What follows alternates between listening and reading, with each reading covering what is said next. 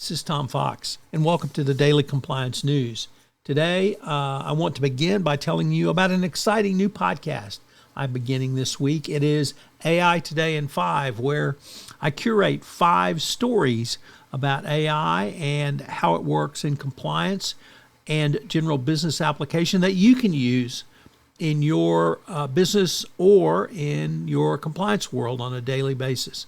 AI Today in 5 has premiered on the Compliance Podcast Network. I'm running it for the month of August. If I can get 1,000 subscribers, I'm going to continue doing it. So please check it out, subscribe, rate, and review wherever great podcasts are listened to. AI Today in 5.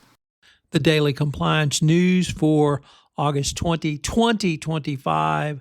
The Boss is Back edition. We begin with that story from Brooke Masters writing an opinion column in the Financial Times, who says that no more Mr. Nice Guy. 5 years after the COVID pandemic forced employers to embrace empathy and flexibility, bosses are back laying down the law.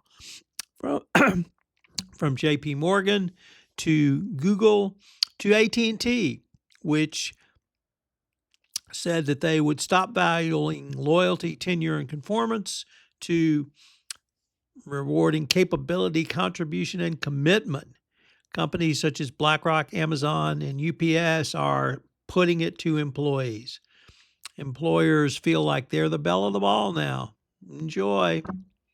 Next up, from Reuters, Elon Musk is testing the parameters of the client attorney privilege by claiming that he received legal advice which will defeat a class action from law firms, but he won't provide the details. So that's a great defense if you can get away with it.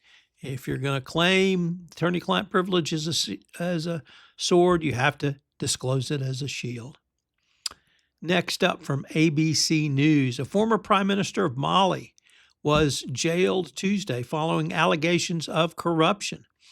The civilian wing of the country's military junta until 2024, he said that he was not guilty of doing anything wrong. And his lawyer said the Supreme Court had notified the former prime minister of the charges against him by the prosecutor general and ordered that he be placed in custody. And our final story comes to us from the Wall Street Journal, which reports that the United Kingdom has dropped or agreed to withdraw requests to access encrypted data from Apple's U.S. users.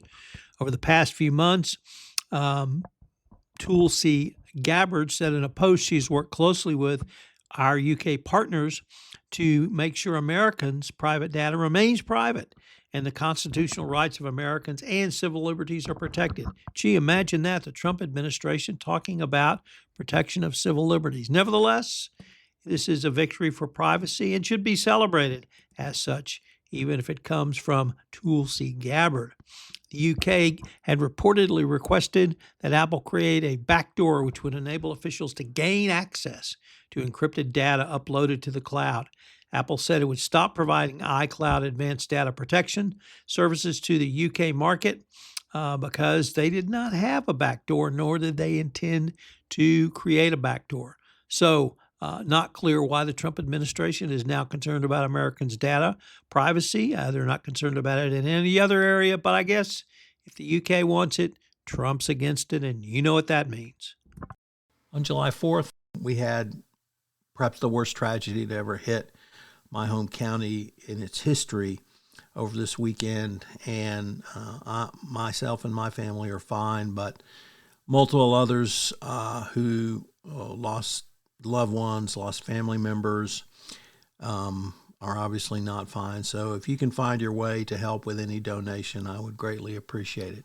This is Tom Fox. Thank you. The Daily Compliance News is a production of the Compliance Podcast Network and a proud member of C-Suite Radio. Thanks so much for listening. I hope you'll join me again tomorrow.